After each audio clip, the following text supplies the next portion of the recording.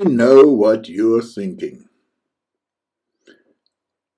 Michel, you said that you were finished with this compiling series. And I was. I really thought I was. I even deleted the VM that I'd recorded it on. Then I saw this post on the forum,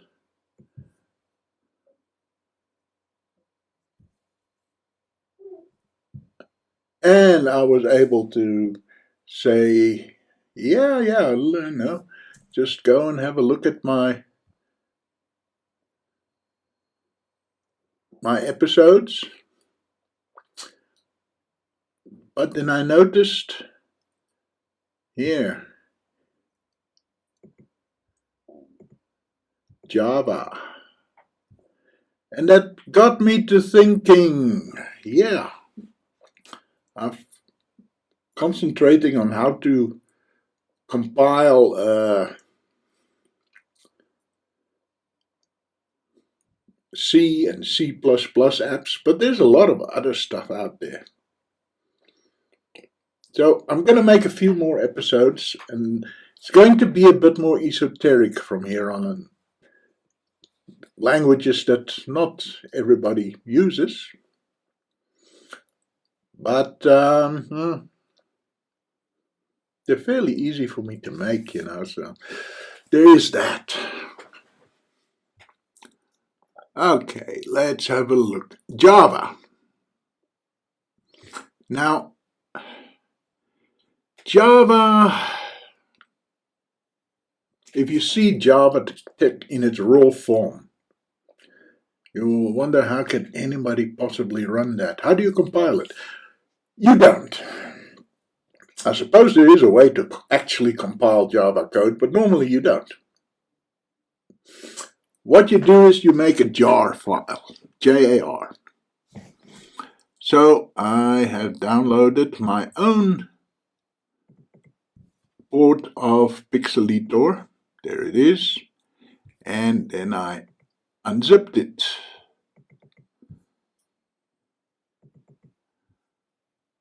Because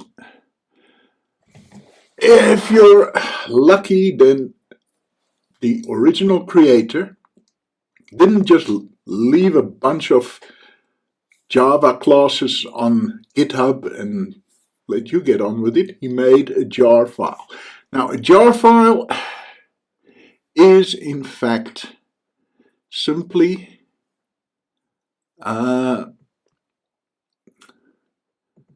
where is this thing now? There it is. There. You see, Java, coffee cup, yeah.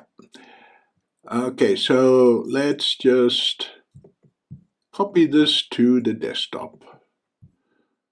Copy to desktop, thank you. A jar file is actually just a zip file.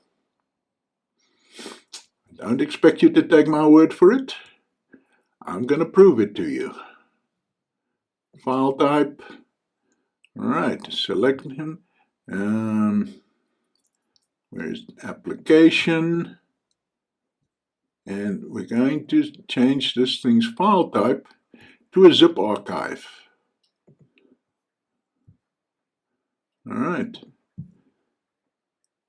Which means that I should now be able to just open it up in Expander.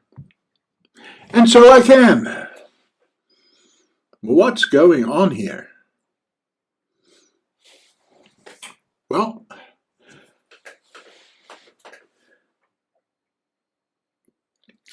the jar file is just a zip full of Java code.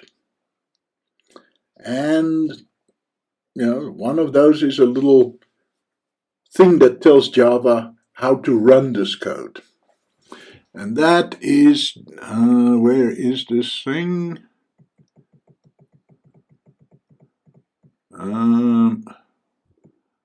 Let's just unzip it.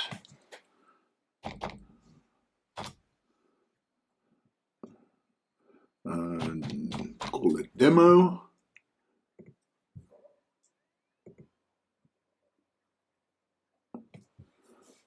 And it's going to take a little while. There we go.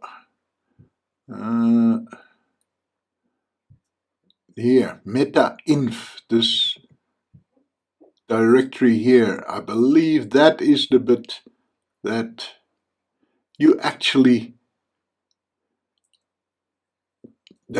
tells Java. I could be wrong there, but I believe that is like a script for running all these hundreds of pieces of code. I mean, a Java program can be incredibly complicated. Hundreds of tiny little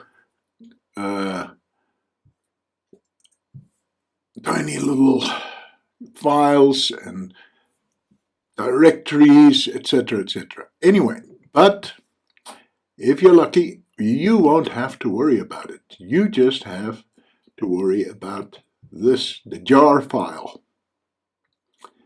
And the way to open it, I can just not get in my own way.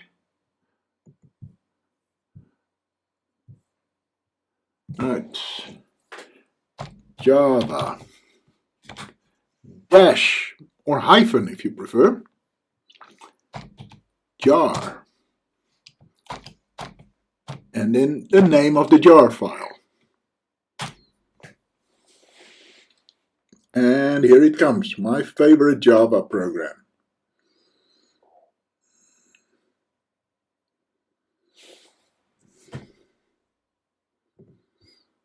And that's really all there is to it. No, I'm kidding. It's not all there is to it. Because if you know Pixelito well, you'll see that this is not the latest version. It's the latest version that I've been able to get running on Haiku. Right, so what's going to happen is that you're going to download a jar file and you try to run it and it says, your version of Java is so hopelessly outdated. Please be serious. So what have we got on Haiku? Well, we use something called OpenJDK. So that is not the who owns Java? Oracle? I think so. But this is the open source version. All right. So as you can see, there are quite a few versions available. Now, if you've installed a Java program from the repos, then what probably happened is that it installed this one, OpenJDK 8, which I think people were still painting on cave walls when they made that one. But we've moved on. We were stuck at version 17 for a long, long time, but then recently these newer ones started appearing. Now, can you have more than one of them installed? Yes, you can, but only one can be the default. So when I type Java-jar in the terminal, it has to know which of the 7 kinds of Java am I supposed to work with. So I have pretty much standardized on 21. All right. And so if you install OpenJDK 21 default, that's what I test against. I have tried some of the later ones and I came across some funny inconsistencies. So right now, 21 is the one to go for, but that can change. Yeah, and I haven't had the time to test all my Java ports against a later one, but there have been some inconsistencies. Java is reasonable in backward compatibility. Right. So if something ran in Java, OpenJDK 14, then it will most likely also run in OpenJDK 15, 16, 17. But sometimes it doesn't. Sometimes it just says, nah, forget about it. Do it yourself, mate. So then I can either tell my user, you have to download OpenJDK 14. Have we even got that one? Right. But don't make it the default. Right. So if you install that one, but not the default package, then there is a way to directly run it against the older version. But if that program is a tiny little MP3 player or a tiny little text editor, and I tell people to download a 75 megabyte package to run it, no, I think I won't do that. Okay, so can you make your own jar file? Yes, of course you can. Somebody did that. There must be a way. But then you'll actually, I think, have to know a little bit about the language. You have to know a little bit of Java, how it works. And you can start by Googling how to make a jar file. You should be able to pick something up. See? So it's all in the, where is it now?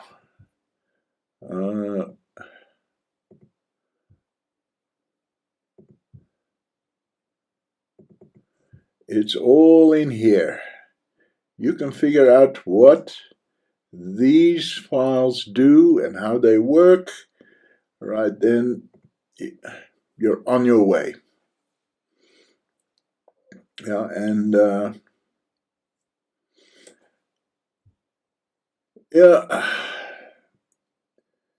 one big problem with all these ports that we have on Haiku is that nobody ever writes a Java program, a Qt program, a GTK program primarily in and for Haiku. It's all ports, and they all have their little niggles. And with Java, the main problem is that it doesn't always look good. I mean, Pixelator looks okay, Doesn't look too foreign. But there are different frameworks for making GUI programs in Java. The ones made with Swing tend to look okay, but there are many others, and some of them just look out of place. They don't look like a Haiku program. And especially in the file opening dialogues, some of them you have to double click on the file, and some you have to single click on the file. There's no consistency there. Okay, I've been talking for too long already. I think the next one is going to be about iron oxide, and you've got a week to figure out what I mean by that. Thanks for watching.